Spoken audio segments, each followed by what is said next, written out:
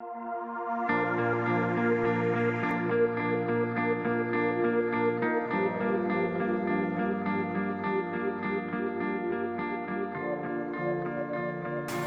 के अदबी सितारे। जी हाँ, ये है हमारे आज के प्रोग्राम का नाम। आज की शुरुआत जो हम करने जा रहे हैं वो विजय शर्मा जी के साथ है। उनकी सफ़र की शुरुआत क्या रही, कैसे रही, कब उन्होंने ये पेन उठाया, कलम उठाई और लिखना शुरू किया, उसके बारे में, उनके सफ़र में कौन कौन साथ जुड़ता गया, कौन उनके साथी बने, कौन उनकी इंस्पिरेशन बने, इस बारे में ज़्यादा जानना अगर आप चाहते हैं, क्योंकि मैं भी एक्साइटेड हूँ ये सब जानने के लिए, इस महफिल को और रंग जमाने के लिए हमारे साथ आज यहाँ पे मौजूद हैं वगीश शर्मा जी। सभी जानते हैं इन्हें, ये बहुत अच्छे एक्टर भी हैं, बहुत अच्छे परफॉर्मर हैं और सबसे अच्छी बात ये है, बड़ी बात ये है कि ये बहुत अच्छी ऑडियंस हैं, बहुत अच्छे क्रिटिक हैं। ये कोई शो मिस, किसी का भी शो मिस नहीं करते हैं और सबको एज ए बिग ब्रदर, बड़े भाई की तरह सलाह देते हैं, मशवरा देते हैं, जो हम सब फॉलो करते हैं। आज हमारे साथ इस बातचीत में चार चांद लगाने के लिए जोगिंदर सिंह मनहास जी भी हैं, जो हिंदी समाचार पत्र चलाते हैं जिसका नाम यथार्थ काल है। ये दोनों मैं आपको बताना चाहूँगा कि बहुत क्लोजली एसोसिएटेड हैं, बहुत अच्छे दोस्त हैं विजय शर्मा जी के। तो आज इनके बीच में क्या खींचातानी रहेगी, कौन किसका कॉलर पकड़ेगा और कौन हंसाएगा और कौन रुलाएगा, इस बातचीत को समझने के लिए और गहराई में जाने के लिए मेरे ख्याल से आपका टाइम ना वेस्ट करते हुए हम लोगों को सीधे इनके साथ इंटरेक्ट करना चाहिए। तो आइए देखते हैं कि बात की शुरुआत कौन, कैसे और क्या करता है। उसे गजल हमेशा साथ रखता हूँ, चुरा कर मुखड़े चेहरे से गजल में खास रखता हूँ, बना कर उसे गजल। लेकिन क्या बात है, जबरदस्त गजल लिखते हो, कहाँ से ये लफ्ज चुरा के लाते हो, कहाँ से ये फिट करते हो, ये हमें बताओ ना यार। मैंने अभी बताया ना, बहुत खूब अंदाज है सर आपका। चुरा कर मुखड़े चेहरे से वाह वाह, गजल मैं खास रखता हूँ। तो शायद हो सकता है किसी के चेहरे से ही मुझे ना मुखड़े से ही। मैं जानता हूँ आप स्टेज बहुत अच्छी करते हैं, आपने प्ले भी किए हुए हैं, हमारे साथ भी किए हैं। तो ये गजल लिखने से पहले आप स्टेज करते थे, मुझे ये बताइए कि आप पहली बार स्टेज पे चढ़े कब थे, उसका एक्सपीरियंस बताइए मेरे को। पहली बार जब मैं स्टेज पे चढ़ा तो उस वक्त मैं 4th क्लास में था। Oh my God. और उस कविता के बोल मुझे आज भी याद है। मैं कोशिश करता हूँ आपको सुनाइए ना, सुनाइए जी। बोलो बापू, 2 अक्टूबर में थी ये। अब क्या? बोलो बापू कब आओगे? बिल्कुल मुझे याद है, क्योंकि मेरा वक्त तो, मेरा वो बचपन तो आप ही के साथ बीता हुआ है, क्योंकि हम तो पहली क्लास के मित्र। मैं तो बेहतर जानता हूँ कि आप स्कूल में डिबेट भी किया करते थे और हर शनिवार के दिन वहाँ पर आपका इंतजार हुआ करता था।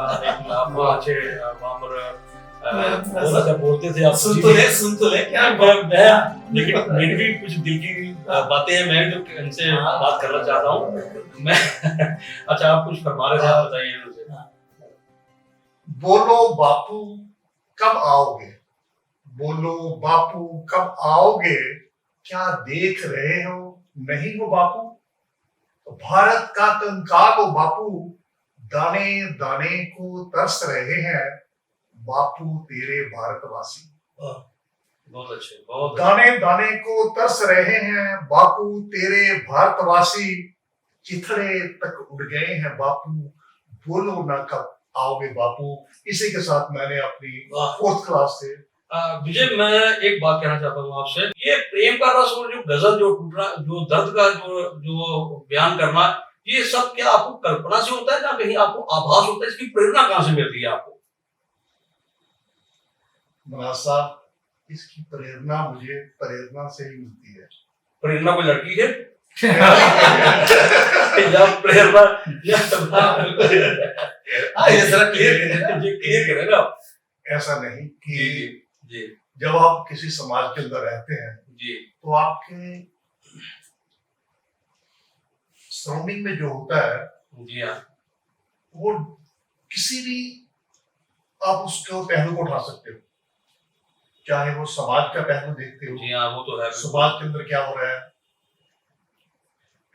कैसे कैसी कुछ घटनाएं आपको प्रेरित कर देती हैं, वो आपकी प्रेरणा बन जाती हैं। कुछ आपके लाइफ में घटने वाली घटनाएं पर आपको प्रेरणा दे देती हैं। तो ऐसे है कि एक समाज एक इतना बड़ा फील्ड है जो हमें सिखाता है। लेकिन विजय, ये इसमें एक बात ये आती है कि ये सभी लोग ऐसे तो नहीं उठा सकते, ये इसके अंदर दिल में भी जुनून होता है। क्या आपके दिल में भी वही जुनून था कि जब आप ऐसा माहौल को देखते हैं, ऐसी कोई घटनाएं देखते हैं, ऐसी सुनते हैं, उनको महसूस करते हैं और फिर आपको लगता है कि मैं इसमें सुधार करूं, जहाँ सिर्फ आप शौक के लिए, जहाँ सिर्फ आप अपनी कलम घिसने के लिए आप करते हैं, आप चाहते हैं उसको, लेकिन मैं सिर्फ कलम घिसूं या मैं उसको एक मैसेज के रूप में लोगों में सुधार के लिए दूं? कि मैंने जब मैं जम्मू में फर्स्ट टाइम मैं थिएटर 86 के करीब थिएटर में गया, किसी के साथ गया, तो मुझे कहने लगा कि चलिए हम आपको आज प्ले है, प्ले दिखाते हैं। तो शायद उस प्ले का नाम था रिश्ते अंदा की रखिए नाम, डॉक्टर आत्मजीत जी का था। हाँ, शायद कृपाल सिंह कसारी जी का था, बड़े महान वो लेखक थे, डायरेक्टर थे, डायरेक्टर थे, महान डॉक्टर आत्मजीत जी का लिखा था ये। लेखक। तो शायद ये इस प्ले ने मेरी लाइफ के अंदर एक बिग टर्न दिया था मुझे। तो मैं इस प्ले पे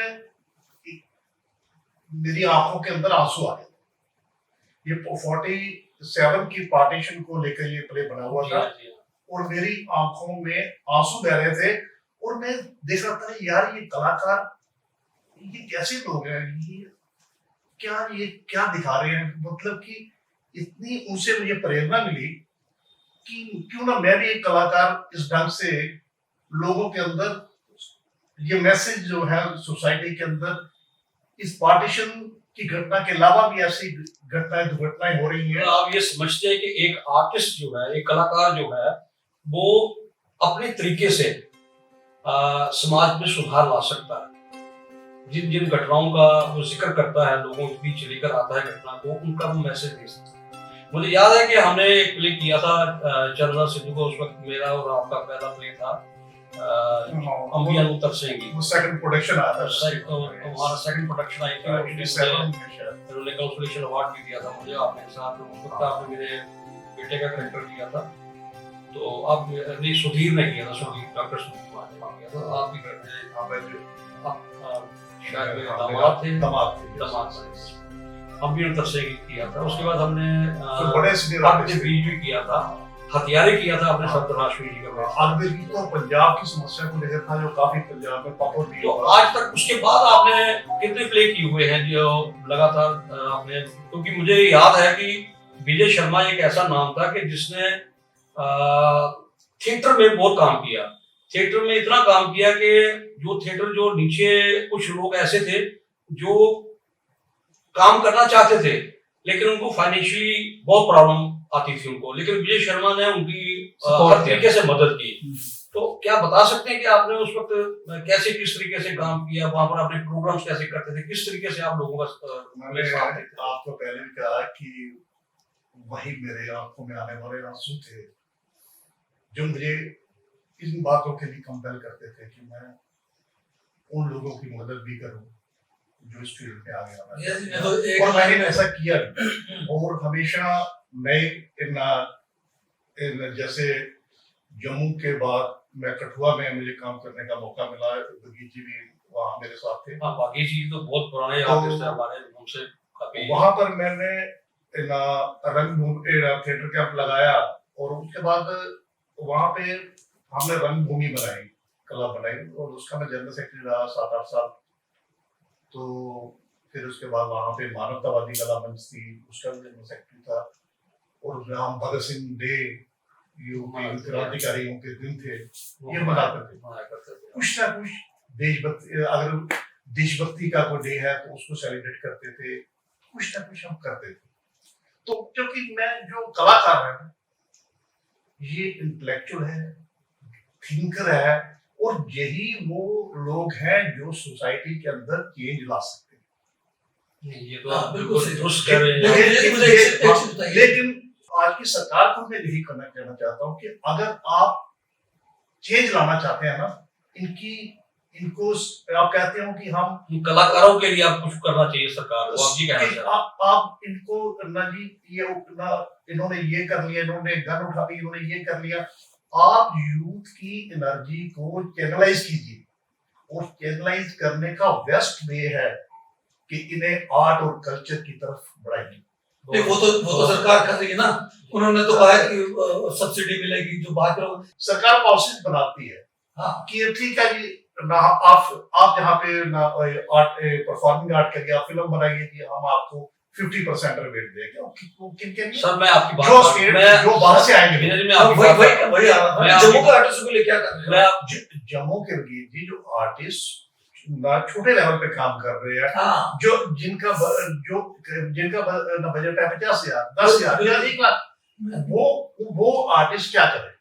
उन आर्टिस्टों को सरकार कैसे स्कीमें तो उनके लिए होनी चाहिए, बिल्कुल लोकल के तो पहले होनी चाहिए। उनके लिए होनी चाहिए। बिल्कुल, ये इसी बात में आ रहा था। खैर आपने बड़ी अच्छी तरह से उत्तर दे दिया इसका।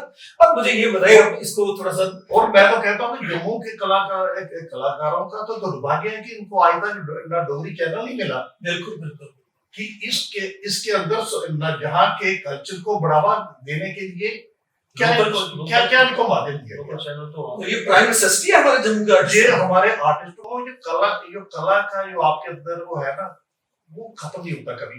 हम वो अपना रूप जरूर बदल लेता है। तो उसके साथ जैसे प्लेस करता था मैं, तो उसके साथ जो मुशायरे थे, मुशायरे कवि दरबार, ये तो मैं गाह जब भी चांस मिलता था मैं कर लेता था। तो उसमें क्या है कि ये करते करते मतलब कि उसमें एंकरिंग मेरा मैक्सिमम पार्ट होता था, मैं एंकरिंग को ज्यादा प्रेफर करता था। तो कुछ दोस्त मेरे पास एक दिन आए थे, कहते यार आप इतना अच्छा शायरी करते हो तो आप गजल क्यों नहीं लिखते? तो मैंने कहा यार मैंने कभी इतनी लंबी चौड़ी कविता तक लिख दिया, ठीक है, लेकिन कभी ये इतना कभी नहीं किया मैंने। कहते नहीं आप लिखो। तो फिर मैंने गजल। मुझे ये बताइए कि स्टेज की कुछ स्वीट मेमोरीज जो आपकी हैं वो हमें बताइए। भैया जी, स्वीट मेमोरी तो एक बार मुझे याद आ रहा है कि मेरा एक प्ले था कठुआ में, मिन्नी कहाँ खो गई, या शायद अमन था, इन दोनों में से एक प्ले था। तो मैं स्टेज पे रोल में था अपने, और शायद वहां पर वो मेरे जो नेता का रोल था मेरा, और मुझे वो डायलॉग मेरे मूवमेंट में थे थोड़ा सा। तो मेरा बेटा जो 4-5 साल का होगा उस वक्त, तो वो ऑडियंस के अंदर वो भी आज घर वाले आए हुए थे, तो वो उसने घर वालों से हाथ छुड़ाया और वो स्टेप्स लिए उसने, तो ऊपर वो स्टेज के ऊपर आ गया, उसने मेरा उंगली पकड़ ली। अच्छा, सीन चल रहा है, सीन और ना प्ले है, प्ले चल रहा है। अच्छा, अब मुझे वो डायलॉग डिलीवरी जो मोमेंट में थी, तो वो मैं उसको कुछ कदम तो लेकर चला, फिर मैं उसको लेकर सोफे पे बिठा लिया अपने साथ, और उसमें कुछ 1-2 डायलॉग नया इंसर्ट कर दिया। अच्छा, कि हमारे देश की जो भावी पीढ़ी है, अच्छा जी, तो ऐसा कुछ वो डायलॉग बना के उस बच्चे को मैंने जस्टिफाई किया बात में। मुझे मेरे लिए एक बड़ी, मुझे बेटा पहले तो मुझे पसीना आ गया, जैसे उसने आगे मौका आपने संभाल लिया, मुझे पकड़ा उंगली मेरी, तो मेरे पसीना आ गया कि ये प्ले। तो ये एक बड़ी बड़ी स्वीट मेमोरी थी। और साथ में किसान खड़े को सुना देता हूँ, ये मनहास साहब जी बैठे हुए हैं, जर्नलिस्ट हैं, ये अखबार भी निकालते हैं।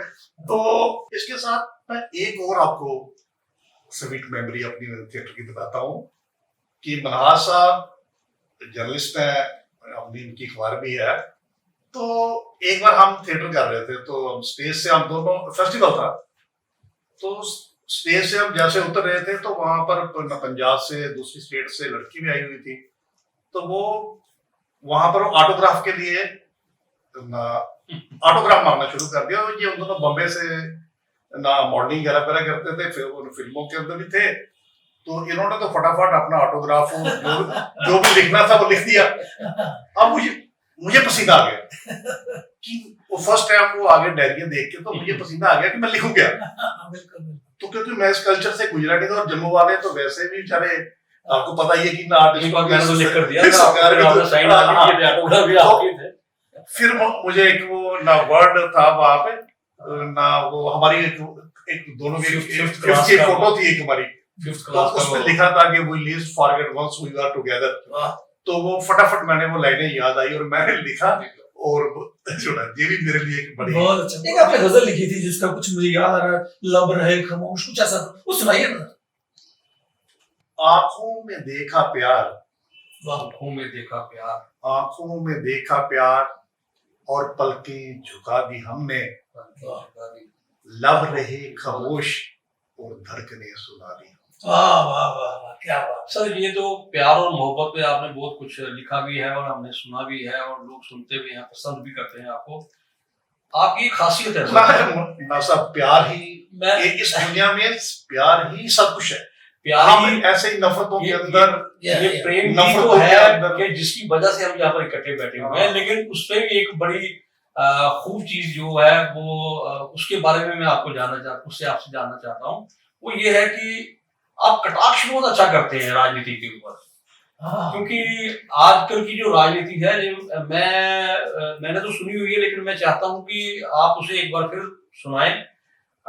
पता लगे कि याद रहना चाहिए कि विजय शर्मा जी जो है वो एक विद्रोही नेता है, नेता नहीं सॉरी विद्रोही कवि है। नहीं, नेता भी है, ज्वाइन भी किया है, सॉरी नेता तो है ही, लेकिन ये अभी बड़ा ट्रोल हो रहा था। अच्छा वो जो नहीं जो पार्टी बदलते हैं, बदल हो सकती है। बताइए ना, सुनाइए ना। चलो वो नेता तो है, लेकिन जो इन्होंने नेताओं पर इन्होंने कटाक्ष किया हुआ है आज से 25-30 साल पहले, वो सुनने वाली चीज है। ये रियलिटी है कि जो अखबार है तो ये हमारा चौथा स्तंभ है डेमोक्रेसी का।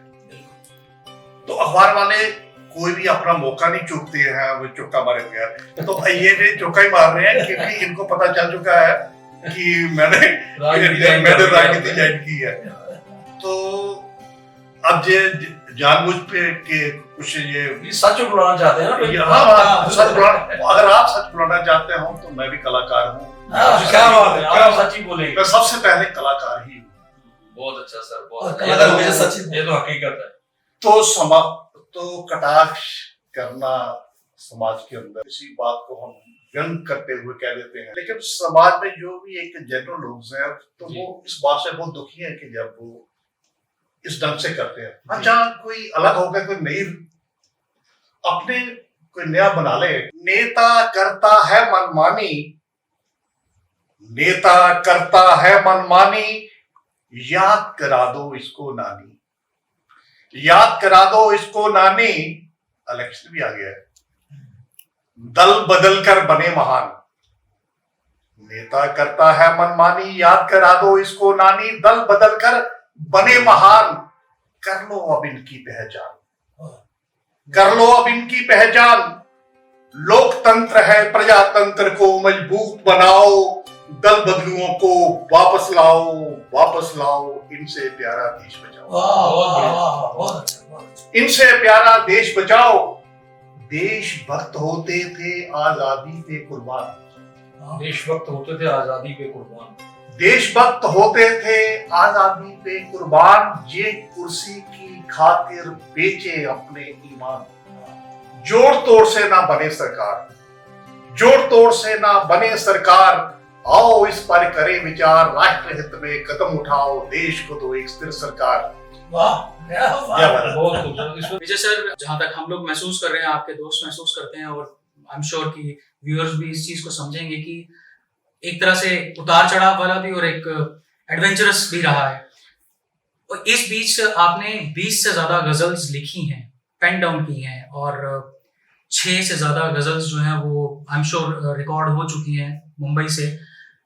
एक जो है उसका आपने उसकी शूटिंग भी हुई है और उसका टीजर शायद अभी आपने थोड़े दिन पहले लॉन्च किया। जी, हिमांशु जी की बात को मैं भी थोड़ा आगे बढ़ाना चाहूंगा। वो गजल थी ना आपकी, अभी जो टीजर आपने लॉन्च किया है, पूर्णम थी उसकी आंखें, वो उसके बारे में बताओ, कैसे उसको मैनेज किया, कैसे उसको बनाया? महेश भाई, फिर बात वहीं पर है। तो ऐसे एक गजल लिखी और उसकी जो रिकॉर्डिंग है और उसका जो कंपोजिशन म्यूजिक है वो सारा बॉम्बे से रिकॉर्ड हुआ। तो उसके वो बोल है, पूनम थी उसकी आंखें, बहुत अच्छे बोल, आंसू चमक रहे थे। हाँ।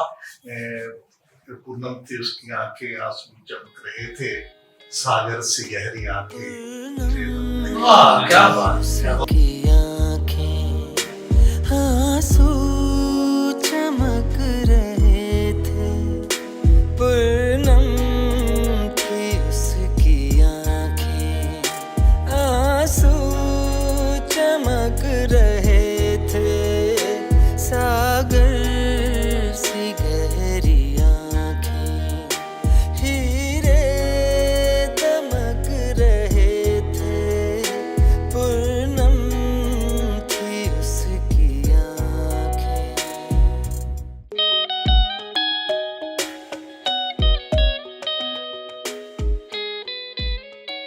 क्या बात, क्या तो बात। इसका ये गजल लगभग तैयार है, तो इसका टीजर हमने निकाल दिया है। तो ये 16 अक्टूबर को ये हम इसको रिलीज करेंगे। मेरे बिखरे, मैं तो यही कहूंगा अपने लिए कि मेरे बिखरे हुए शब्दों को जो रूप उन्होंने दिया है, तो मैं पृथ्वीराज शर्मा जी कंपोजर जो है उनको मैं सल्यूट करता हूँ। सिंगर वहाँ के सबोध शर्मा जी, अच्छा, उनके बेटे हैं, तो मैं उनको भी धन्यवाद करता हूँ। लेकिन बहुत खूबसूरत बनी है टीजर, तो बहुत खूबसूरत है। अब फाइनल क्या निकलता है वो तो देखेंगे। आप, हम सब जानते हैं कि आप कोई भी थिएटर प्ले, कोई भी मुशायरा, कोई भी कवि गोष्ठी, चाहे वो यूनिवर्सिटी में हो, चाहे वो KL सहगल हॉल में हो, चाहे अभिनव थिएटर में हो, चाहे कहीं और भी हो, आप मिस नहीं करते हैं। एक तो हम वजह जानते हैं कि आपका थिएटर से, आपका इस आर्ट फील्ड से, इस लिटरेरी फील्ड से लगाव बहुत ज्यादा है। दूसरा, हमें ये भी पता चला है कि आप बहुत सारी ऑर्गेनाइजेशंस, बहुत सारे थिएटर ग्रुप्स, बहुत सारे NGOs के साथ जुड़े हुए हैं। किसी के साथ जनरल सेक्रेटरी हैं, किसी के साथ एडवाइजर, किसी के साथ ऑर्गेनाइजर, किसी के आप सेक्रेटरी भी हैं और जनरल सेक्रेटरी भी हैं। और कुछ ऐसे मेमोरेबल मोमेंट्स भी आपने क्रिएट किए हैं लोगों के लिए, कि जैसे आपने कुछ मेमोरियल प्रोग्राम्स करवाए हैं जो जिनको आपने ही स्पॉन्सर किया है। वजह यही रही कि आप पहले भी बात जिक्र कर चुके हैं कि उनके पास फंडिंग्स की प्रॉब्लम होती थी या कुछ भी होता था। इस जुनून के बारे में बताइए कि ऐसा है कि मैंने इस फील्ड के अंदर बहुत बुरा दौर भी देखा हुआ। जब हम, मुझे याद है कि हमने एक बार हिमाचल में और या दिल्ली में हमारा प्ले था, तो हमने जाना था, तो हमारे पास सोर्सेज नहीं थे, पैसे नहीं थे कि हम इसको कैसे मैनेज करके कहाँ फेस्टिवल में भाग लेने जाएंगे। वहाँ पे पंजाब में आलदिया फेस्टिवल होता था, 3-3 दिन हमें रुकना पड़ता था, तो हम कैसे जाए। और तो हमारा क्लब के जो डायरेक्टर थे बलराज सानी रंगमंच के, तो फाइनेंशियली उनकी भी इतनी हालत अच्छी नहीं थी। तो हम आपस में बड़ी मुश्किल से यारों दोस्तों से कंट्रीब्यूशन करते थे और अपने इस शौक को आगे, जिसका हमें रिटर्निंग जीरो था। रिटर्निंग हमें जीरो है, वो आज तक हमें जीरो, हम जीरो में ही रहे। लेकिन एक मकसद था लाइफ का कि अपने मैसेज जनता को पहुंचाने, तो वो उस तरह से हम कंट्रीब्यूशन करना, और बड़ी समस्या आती तो उस दौर में करते रहे। फिर कुछ हमारे आप जैसे लोग हमारे साथ जुड़े, तो उन लोगों ने जब देखा कि ये रियलिटी में ये अच्छे काम कर रहे हैं, तो उन लोगों ने हमारे साथ सहयोग किया। ठीक है, जितना हमसे हुआ हमने भी किया। तो ऐसा एक माहौल बनाया कि इसके कला के क्षेत्र के लिए कुछ ना कुछ योगदान जितना संभव दे सकते हैं। बहुत क्योंकि ना मतलब कोई भी आदमी अपनी मतलब फैमिली जो फर्स्ट प्रायोरिटी होती है, तो उसके अलावा ना देखो ना अपनी, जब हमारे धर्म वाले लोग भी कहते हैं कि अपनी आपको इनकम है कि आपको 10% वो दान कर देना चाहिए। तो हमारा था कि हम मंदिर बदले से गुरुद्वारा में दान नहीं करते थे, तो हम ये इस सरस्वती माँ के चरणों के ऐसे सिलसिला चला था। बहुत बढ़िया। इसी तरह से आर्टिस्ट लोग जो है वो अपना कुछ काम कर भी सकते हैं। ये तो हम देखते हैं आर्टिस्ट लोग आमतौर पे फाइनेंशियली थोड़ा परेशानी ही रहती है। हाँ विजय जी, मैं आपसे बिल्कुल स्पष्ट कहना चाहता हूँ, आपसे बिल्कुल स्पष्ट बात करना चाहता हूँ। जैसा कि आप जानते हैं कि मैं मीडिया कर्मी हूँ और समाचार पत्र से मैं जुड़ा हुआ हूँ। आपने एक पहले भी कविता मुझे भेजी थी कटाक्ष के ऊपर, मैंने उसको पब्लिश किया था। क्या आपके पास इस वक्त आपने कोई नया कोई ऐसी कोई कटाक्ष की कविता कोई आपने लिखी है, ताकि आप मुझे सुनाएं और हमारे जो सुनने वाले जो हैं उनको भी पता चले कि आपने कुछ खास तौर पे आजकल के नेताओं के ऊपर। विगीश भाई, तो जोगिंदर जी, एक कटाक्ष मैंने लिखा है, वो सुनाता हूँ आपको। इतिहास रचने वाले, इतिहास रचने वाले इतिहास हो गए हैं, पप्पू थे जितने सब पास हो गए। वाह, बहुत खूब, बहुत बढ़िया, क्या बात, बहुत अच्छा। इतिहास रचने वाले इतिहास हो गए हैं, पप्पू थे जितने सारे सब पास हो गए हैं। वाह। कैसे मिले हैं नेता, जोगिंदर जी, कैसे मिले हैं नेता, बर्बाद हो गए हैं, पप्पू थे जितने सारे सब पास पास हो गए। क्या बात। जाति के नाम बांटा, जाति के नाम बांटा, जाति के नाम बांटा, खुदा धर्मों के हो गए हैं, कैसे मिले हैं नेता, बर्बाद हो गए। मेरा एक मैसेज है कि मेरे जो लिखने का भी वही है कि प्यार करो, मानवतावादी बनो, सोच रखो, इंसान बनो। यही मेरा एक मैसेज है सभी के लिए। ये क्या किताबें 3 मैसेज को याद रखो। ये तो चलो अच्छा है मनाज साहब कि इन्होंने कह दिया कि किस ना किस तरीके से अपनी विचार जो है वो अपनी बात रखेंगे लोग। अच्छा, मुझे एक चीज बताइए, आगे क्या प्रोग्राम है आपका, और इसके आगे आप क्या प्लान है? आगे मैं मेरी 2 गजलें मैं बड़ी जल्दी शूट करने जा रहा हूँ। तो एक है पकड़ के ख्वाब को बैठा, पकड़ के ख्वाब को बैठा, दीवाना है, रेत पे घर बनाता है, दीवाना है। तो ये बड़ी जल्दी इसको मैं शूट करने वाला हूँ। जी भाई, बहुत सारी बातें हमने कर ली, आपके लिखने की भी, आपकी स्टेज की भी। तो अब मैं सोचता हूँ थोड़ा सा एक रोमांटिक सा माहौल बन जाए, कोई 2 लाइनें अगर रोमांटिक कोई गजल में हो तो क्यों बना सब। गले तुझसे लिपटूं, गले तुझसे लिपटूं, ये जरूरी तो नहीं है दोस्त। गले तुझसे लिपटूं, ये जरूरी तो नहीं है दोस्त, तेरी खुशबू में नहा जाने का अंदाज मुझे कुछ अगर और मन में आ रहा कोई गजल, कोई और रोमांटिक कोई 2 लाइनें आ रही तो सुना दीजिए। चेहरा तेरा रंगीन है, चेहरा तेरा रंगीन है, चांदनी सा हसीन है, थोड़ा मीठा नमकीन है, यार मेरा शौकीन, यार मेरा शौकीन है। बहुत खूबसूरत।